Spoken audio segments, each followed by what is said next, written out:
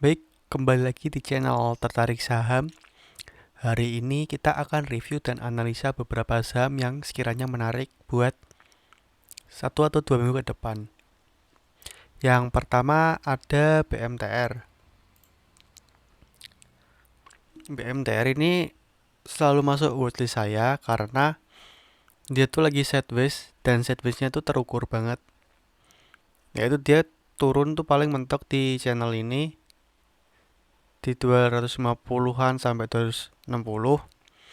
Nah, bagi teman-teman yang mau masuk BMTR tuh pakai skema cicil dari 270 sampai 260. Dicicil aja ntar pasti balik lagi ke atas. Nah, dengan metode cicil, metode piramid, nanti itu teman-teman bisa mendapatkan 2 atau 3% dalam jangka waktu yang cukup cepat karena bisa dilihat sendiri di sini pergerakannya tuh masih di sekitaran ini aja. Ini kan kayak apa? Level cut loss kita kan cuma di bawah sini nih, di bawah channel. Nah, dan peluangnya pun untuk risknya pun sedikit ya karena lebih terukur. Saham sideways dan terukur banget ini resi sama supportnya tuh enak banget. Apalagi MACD juga hijau ya, mulai ke atas. Ini BMTR bagus banget kalau teman-teman mau masuk jual di 276 atau 278. Itu sekitar 2 sampai 3% kalau nggak salah ya. Itu enak banget, cicil-cicil aja ke sini, ambil paling besar di 264 atau 262, tungguin lagi ke 270. Ini paling sering buat saya tektokan sih, ini sih buat swing. Kemudian BBCA. Nah, BBCA tuh kemarin udah saya bahas ya di grup. Dia tuh punya resisten kuat di 33.000 dan terbukti dia pada tanggal 18 Agustus kemarin dia berhasil tuh dalam jam perdagangan tuh dia sempat ke atas 33.000. Namun dia ditutupnya pas banget di 33.000. Lalu besoknya pun seperti itu sampai terakhir kemarin dia ditutup 3 kali ya, berarti ini di 33.000. Nah, emang itu level resisten yang sangat kuat. Dan dia tuh sebenarnya mempunyai dua resisten, yaitu ini trennya, di downtrendnya dia punya resisten. Kalau untuk hari kemarin tuh di 32850-an. Nah, itu masih berusaha break resist statisnya tapi ya. Itu kalau dia berhasil close di atas 33.000 dia tuh masih kuat banget. Target price selanjutnya di 33.800. MACD pun juga ke atas, volumenya pun juga udah isi. Jadi ini masih bagus banget teman-teman yang mau ambil. Tungguin breakout terus jadiin amannya sih di sini sih. Dibeli dicicil sampai ini 35 5 32 525. Itu jadi level support kuatnya BBCA untuk saat ini. Kemudian BBNI.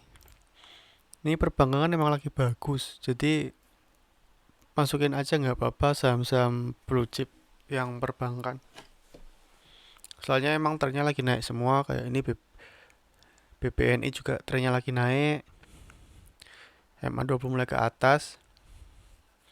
MACD juga mulai golden cross lagi. Cuma volumenya ini belum keisi ya, belum keisi. Nanti ketika BBNI berhasil break di 5450 ini lumayan ya, bakal agak powerful ini. Kita coba ya cari resist trennya.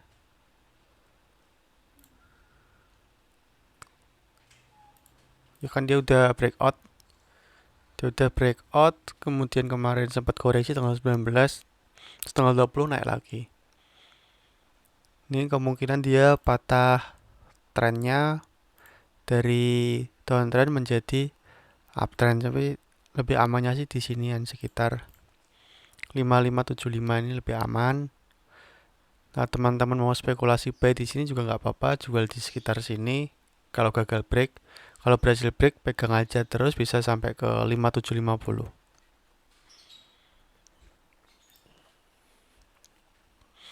Kemudian ada BBRI. BBRI juga enak banget buat tektokan.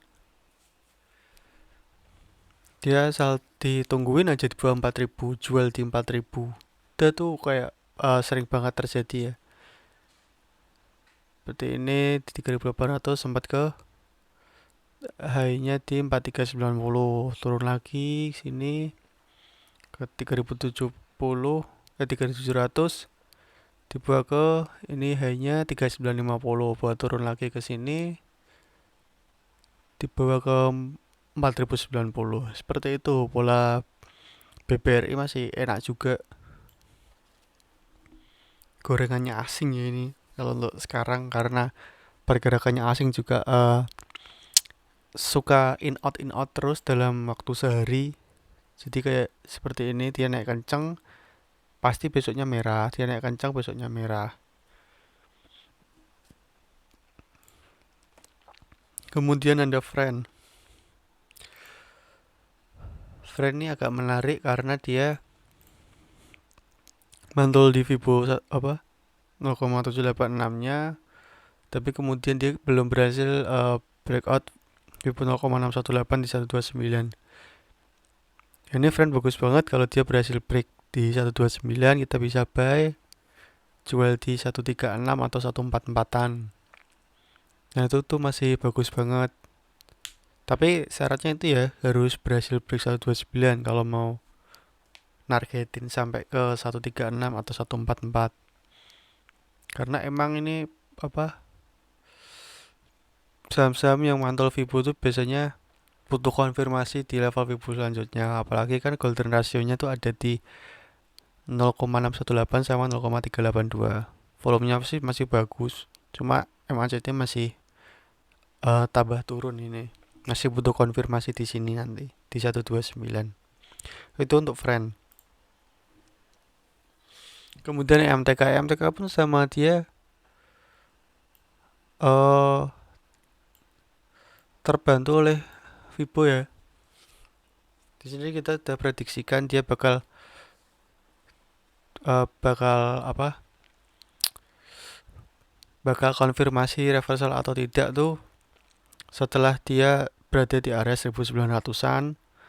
Dan benar dia ketika hari tanggal 19 sempat dibawa ke ditutup di 1880, pada tanggal 20 dia rebound dan presio tutup di 2030.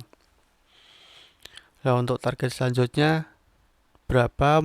Mungkin bisa di 2330 atau di 2450. Ini apa? Resisten kuatnya ya di 2330, ini resisten kuat. Untuk konfirmasi apakah EMTK ini bakal benar-benar reversal tuh di sekitar situ.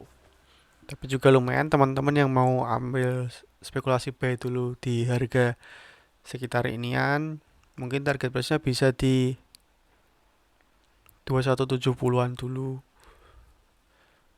Udah lumayan juga tuh 5 sampai 7 persenan ya. 5 sampai 7 persenan dari harga sekarang tuh juga udah bagus banget.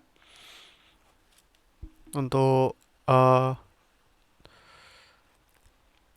area entry-nya di sekitar situ. Udah saya bahas detail juga ini di klub saya, sudah saya bahas juga ya MTK buat bocoran aja. Kemudian ada Antam. Antam ini juga bagus banget. Dia mulai mendekati channelnya. Kemarin tuh saya mikirnya tuh dia bakal merah lagi buat tanggal 20 untuk mendekati channel. Nah, baru di channel ini saya buy. Tapi ternyata nggak dikasih. Kemarin hari Jumat tuh di klub kita fokus ke PABP. Lumayan kemarin ngambil di PABP bisa sampai belasan persen dalam satu hari. Itu juga udah saya share analisanya sebelum market open. Nah, untuk besok ini dalam 1-2 minggu ke depan Antam ini masih bagus. Dengan di sini emang bikin channel ya. Selain di sini tuh di sekitar sinian kan dia kuat banget nih. Dia kuat banget. Ini channel baru yang terbentuk. Kalau ini kan gambaran saya udah lama ya. Ketika apa bulan Mei Junian tuh saya gambar channel di sini. Ini saya gambar dari bulan Mei Junian. Nah, sekarang dia membentuk channel baru sepertinya di sini. Belilah di 2300, bagus banget Mas Yan. 2300 jual di 2360-an, dapat 23%-an. Untuk stop lossnya di bawah channel ini nih, channelnya ada di 2170. Bisa stop loss di 2140 atau 2130. Untuk Antam seperti itu. Kemudian Pegas. Pegas ini juga bagus banget ya karena masih di dalam channelnya.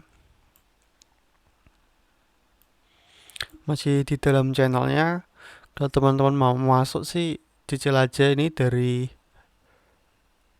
1010 sampai 990. Itu dicicil aja di sini, jual di sinian 1025, lumayan 2-3%-an buat swing. Karena ini lebih terukur ya, risk rewardnya lebih terukur bagi teman-teman yang nggak bisa mantau market. Nah, kalau saya kan orang yang nggak bisa mantau market, saya analisanya tuh ya bisanya cuma di jam non market. Jadi ibarat sepak bola tuh saya spesialis tendangan bebas, bola mati, nggak bisa saya main open play karena emang faktornya tuh lebih banyak. Kalau kita main live trade open play itu agak nambah ya faktor-faktor yang harus kita pertimbangkan dalam analisa. Nah, kemudian tuh ada Java. Java tuh juga bagus banget ya. Bentuk hammer di sini, di channel bawahnya ya dia bentuk hammer. Teman-teman juga bisa spekulatif buy di 1630 sampai 1600. TP di 1680-an biar aman, atau kalau mau dijagain bener-bener bisa ditungguin di 1690. Kalau berhasil break bagus banget. Lumayan tuh Java juga bisa 3-5%-an. Kalau teman-teman bisa jagain bagus banget, MACD juga udah ke atas. Nah, untuk kemarin yang tanya tuh banyak banget tanya HMSP sama Unilever.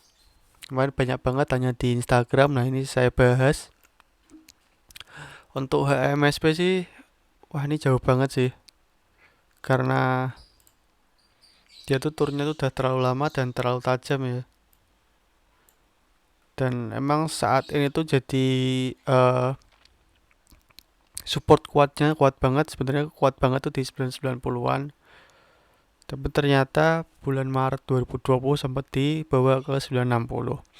Jadi di area ini di range 990 sampai 960 tuh jadi support kuatnya buat jangka panjang.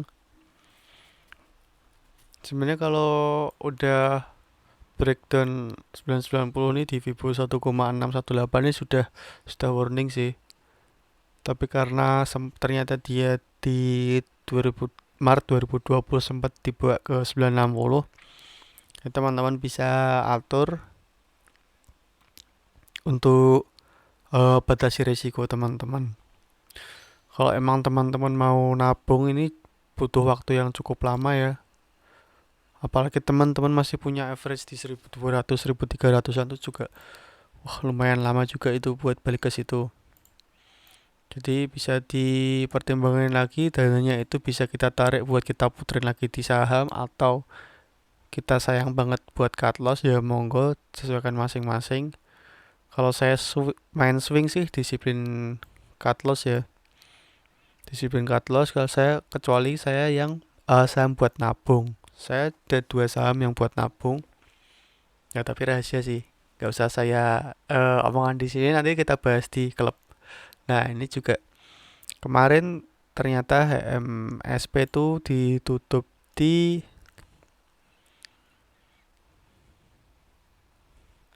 close 955. Udah di bawah low-nya di bulan Maret kemarin ya berarti ya. Kemarin low-nya di 960 kan.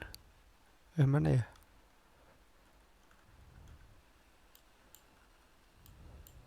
Maret 2020 lah ini. Di 960 dia malah udah satu tick di bawahnya ya, ini agak riskan ya untuk HMSP. Teman-teman bisa pertimbangin lagi. Dan dia pun waktu proses turun pun juga volumenya kuat banget. Volumenya isi terus, tambah semakin gede, semakin tinggi, semakin tinggi, semakin tinggi. Yang bertanda emang HMS lagi distribusi banget oleh bandarnya. Terus kita cek Unilever. Unilever juga ada distribusi besar-besaran nih. Tanggal 22 Juli sampai 30 Juli dia distribusi besar-besaran ya. Lihat di sini volumenya gede banget. Kemudian dia sempat rebound ternyata, tapi ternyata ini juga manipulasi aja, mungkin biar retail nggak pada jualan dulu, biar bandarnya bisa keluar, bisa jadi juga. Nah ini kan kita bisa lihat banget Unilever trennya masih kuat banget ya turunnya. Kita coba ke monthly. Nah emang dia kan ini kan di sini di area 4380-an ini kan masih bisa jadi level supportnya, tapi ternyata dia berhasil nembus. Nah kemudian dia menuju ke sini ya, ke 3780. Kalau dia berhasil mantul bagus, kalau nggak berhasil juga akan ke 3300. Juga teman-teman disiasati ya kalau Unilever ini, apalagi saham-saham konsumer nih udah jarang banget ditradingkan. Mungkin bagi investor sih saya nggak tahu ya. Saya juga kurang melihat prospek yang bagus di sini.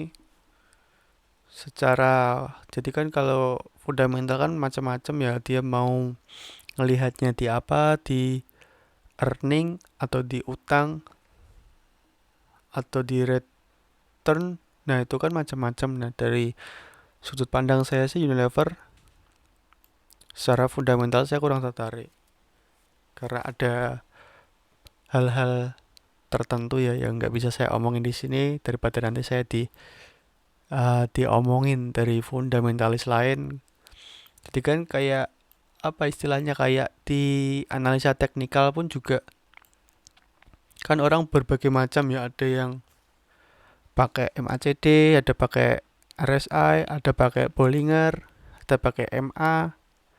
Itu kan dalam satu analisa teknikal tuh kan macam-macam tuh, banyak banget. Nah kan orang punya stylenya sendiri-sendiri, nggak ada yang salah dan nggak ada yang pasti benar dari indikator-indikator tersebut. Nah jadi teman-teman disesuaikan aja, fokusin belajar di mana. Kalau teman-teman mau belajar yang terstruktur bisa join di klub. Nanti dari style saya, cara saya screening saham-saham buat scalping, buat swing, teknik buy-nya, nanti saya share semua. Kayak kemarin di klub kan sudah saya forwardin juga di channel Telegram sama di Instagram. Nah itu sebagai contoh juga. Jadi teman-teman tebak-tebak aja kemarin kenapa saya masukin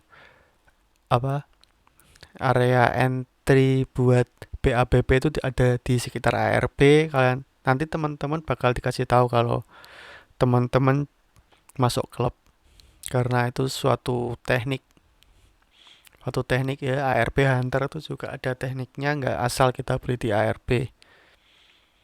Jadi kita bisa batasi risk reward kita, money management kita, dan jaga psikologi. Mending kita kehilangan uang buat belajar, habis itu bisa selalu cuan, daripada kita belajar sama market. Ketika dapat loss, tapi kita bingung ya buat mencari mentor, ataupun kita belum tahu sebenarnya mindset kita seperti apa, itu eh, masih agak susah buat recovery. Jadi intinya di trading itu yang pertama tuh mindset, kemudian psikologis, lalu money management. Jadi kayak analisa teknikal, fundamental itu sebenarnya nomor nomor belakang ya. Karena kita harus benerin mindset dulu, kita harus tahu tujuan kita. Setelah itu kita baru bisa tentuin kita pakai apa. Ibaratnya tuh kalau kita terjun di dunia saham tuh kayak kita mau liburan, kita harus tentuin tujuannya tuh. Kita mau kemana ya? Kita mau ke Bali misal. Kalau mau ke Bali kan kita harus siapin tuh kita naik apa, kita mau kemana aja, lalu tak harinya kapan, kan kita harus tahu tuh tujuan kita. Nah, setelah kita tahu tujuan kita, baru kita persiapin tuh, harus kita pelajarin kemana aja. Bisa tanya temen, bisa browsing-browsing, naiknya apa biar murah. Kita harus tanya-tanya lagi lah. Kalau konsep tujuan udah terbentuk, itu teman-teman belajarnya lebih enak. Nah, kalau di klub nanti dibantu kita bedah one on one masalah mindset, psikologis, dan money management. Itu yang penting banget dan jarang diajarin. Kebanyakan pada ngajarin analisa teknikal, kemudian cuma rekomendasi. Nanti kalau kita udah ketergantungan sama rekomendasi sih sayang banget ya, karena ketika kita ikut berhasil dalam rekomendasi itu kita akan nyaman, tapi kemudian ketika kita gagal, biasanya tuh ketika gagal kita eh, tambah ragu lah buat cut loss gitu, seperti itu. Karena Bob kemarin-kemarin sukses, kok ini nggak sukses, tungguin aja, paling ntar balik lagi. Kebanyakan sih seperti itu dari teman-teman yang cerita ke saya.